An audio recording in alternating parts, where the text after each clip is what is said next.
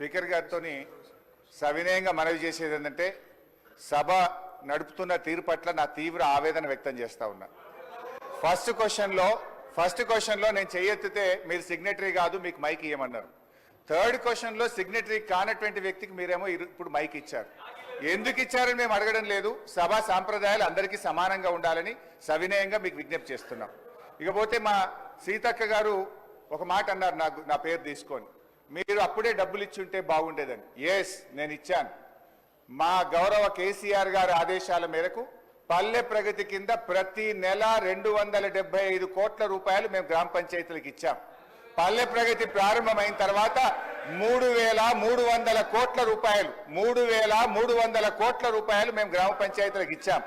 ఒకవేళ మీరు ఆ పద్ధతిని కొనసాగించుంటే నెల 275 కోట్లు ఇచ్చుంటే ఇవాళ ఈ బకాయిలు ఉండేటియే కాదు అనేటువంటి విషయాన్ని మనం చేస్తా ఉన్నా. ఇవాళ కాంగ్రెస్ పార్టీ ఈ సర్పంచుల పాలిట, పేద కాంట్రాక్టర్లు, ఎంపీటీసీలు, జెడ్పీటీసీల పాలిట ఈ హస్తం గుర్తు భస్మాసుర హస్తమై కూర్చున్నది. ఇవాళ వాళ్ళ ఉసురు పోసుకుంటున్నారు. సో దయచేసి మంత్రి గారిని నేను స్పష్టంగా అడిగా, సంవత్సర కాలంలో మీరు క్లియర్ చేయలేదు. ఒక్క నవంబర్లో బడా కాంట్రాక్టర్లకు 1,200 ఇచ్చారు.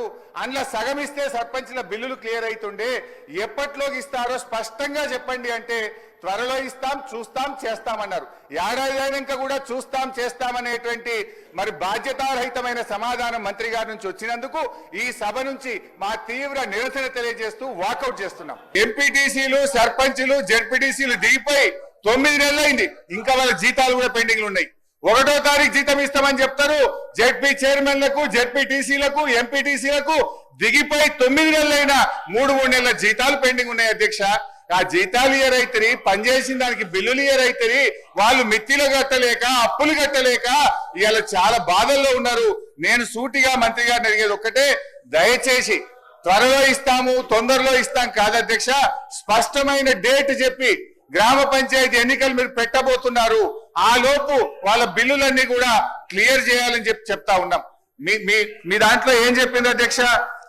ఈరోజు కాంగ్రెస్ పార్టీ మేనిఫెస్టోలో ఏం చెప్పింది అధ్యక్ష? రాజీవ్ గాంధీ గారు తెచ్చిన 73, 74 రాజ్యాంగ సవరణ ప్రకారంగా మీరు గ్రామ పంచాయతీలను బలోపేతం చేస్తామన్నారు, నిధులు విడుదల చేస్తామన్నారు. కానీ మీరు అది ఏది కూడా చేయకుండా ఇవాళ మోసం చేస్తున్నారు. మాజీ సర్పంచ్లకు, మాజీ ఎంపీటీసీలకు పింఛన్లు ఇస్తామన్నారు. పింఛన్ మాట దేవుడు కానీ వచ్చే జీతం కూడా ఇస్తలేదు అధ్యక్ష. గా పింఛన్ కూడా ఎప్పటి నుంచి ఇస్తారో, జీతాలు ఎప్పటిలో క్లియర్ చేస్తారో, బిల్లులు ఎప్పటిలో క్లియర్ చేస్తారో స్పష్టంగా చెప్పాలని మీ ద్వారా అడుగుతా ఉన్నా.